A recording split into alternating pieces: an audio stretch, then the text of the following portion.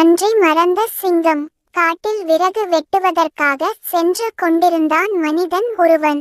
அப்போது காட்டில் எங்கிருந்தோ சிங்கத்தின் கர்ஜனை கேட்டது. பயத்துடன் ஓடத் தொடங்கினான் மனிதன். மனிதனே, பயப்படாதே, இங்கே வா, நான் உன்னை ஒன்றும் செய்ய மாட்டேன் என்ற குரல் கேட்டது.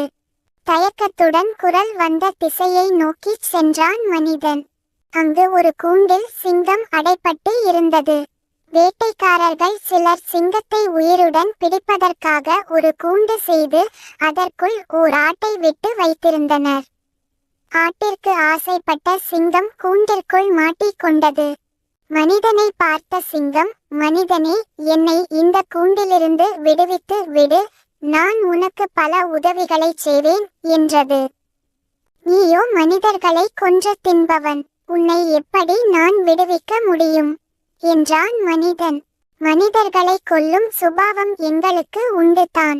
அதற்காக உயிர்காக்கும் உன்னை கூடவா அடித்து கொன்றுவிடுவேன்? அவ்வளவு நன்றியில்லாதவனா நான்?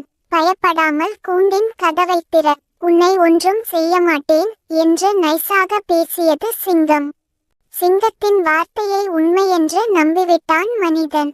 கூண்டின் கதவை திறந்தான். அவ்வளவுதான். நன்றி கெட்ட சிங்கம் மனிதன் மேல் பாய்வதற்கு தயாராயிற்று. இதனை கண்ட மனிதன், சிங்கமே, நீ செய்வது உனக்கே நியாயமா? உன் பேச்சை நம்பி உன்னை கூண்டிலிருந்து விடுவித்தேனே, அதற்கு இதுதானா நீ காட்டும் நன்றி என்றான். என் உயிரை காத்து கொள்வதற்காக நான் 1000 பொய் சொல்லுவேன். அதை நீ எவ்வாறு நம்பலாம்? மனிதர்கள் என்றால் பகுத்தறிவுள்ளவர்கள் என்று தானே பொருள். அந்த அறிவை கொண்டு இது நல்லது, இது கெட்டது என்று பகுதித்தறிய வேண்டாமா? முட்டாள்தனமான உன் செய்கைக்கு நான் எப்படி பொறுப்பாக முடியும் என்றது சிங்கம். கடவுள் உன்னை தண்டிப்பார். உன் உயிரை காப்பாற்றிய என்னையே சாப்பிடுவது நியாயமா? உன்னை விடுவித்ததற்கு இம்மாதிரி நடந்து கொள்வது முறையல்ல என்றான் மனிதன். அவ்வழியாக ஒரு நரி வந்தது. இதனிடம் நியாயம் கேட்போம் என்று கூறிய மனிதன் நடந்த கதையனைத்தையும் நரியிடம் கூறினான். எங்கள் தொழில் அனைவரையும் அடித்து கொன்று சாப்பிடுவதுதான். இது இவனுக்கு நன்றாக தெரிந்திருந்தும் கூட என்னை கூண்டிலிருந்து விடுவித்தான். முட்டாள்தனமான இந்த செய்கைக்கு உரிய பலனை இவன் அனுபவித்தே தீர வேண்டும். நீ என்ன சொல்ற நரியாரே என்றது. அனைத்தையும் கேட்ட நரி ஒன்றும் புரியாததை போல் பாவனை செய்தது. நீங்கள் இந்த மாதிரி சொன்னால் எனக்கு ஒன்றுமே புரியல. ஆரம்பத்திலிருந்து சொல்லுங்கள் என்றது நரி. உடனே சிங்கம் சொல்லத் தொடங்கியது. நான் அந்த கூண்டிற்குள் அடைந்து கிடந்தேன். எந்த கூண்டிற்குள் என்றது நரி. அதோ இருக்கிறதே அந்த கூண்டிற்குள் என்றது சிங்கம். எப்படி அடைந்து கிடந்தீர்கள் என்றது நரி. சிங்கம் விடுவிடுவென்று கூண்டிற்குள் சென்றது. இதுதான் சமயம் என்று கருதிய நரி சட்டென்று கூண்டு கதவை இழுத்து மூடியது. நரியாரே, இது என்ன அயோக்கியத்தனம்?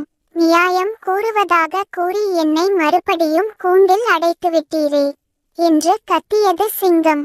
நீங்கள் பேசாமல் கூண்டிற்குள்ளேயே இருங்கள். நான் ஒன்றும் இந்த மனிதனை போல் முட்டாள் அல்ல. உங்களுக்கு சாதகமாக நியாயம் சொன்னால் முதலில் மனிதனை அடித்துக் கொள்வீர்கள், பிறகு என்னையே அடித்து கொன்று விடுவீர்கள். அதனால் தான் உங்களை கூண்டிற்குள் செல்லுமாறு செய்து கதவை பூட்டிவிட்டேன் என்றது நரி. நன்றி மறந்த சிங்கம் தன் நிலையை நினைத்து நொந்து போனது. குறள் நீதி, எந்நன்றி கொன்றார்க்கும் உய்வுண்டு, உய்வில்லை செய்நன்றி கொன்ற மகற்கு. ஒருவர் செய்த நன்றியை மறப்பவர்க்கு என்றுமே உயர்வில்லை. ஆகவே பெற்ற உதவி சிறியதோ பெரியதோ என்றுமே நன்றி மறவாது வாழ்வோம்.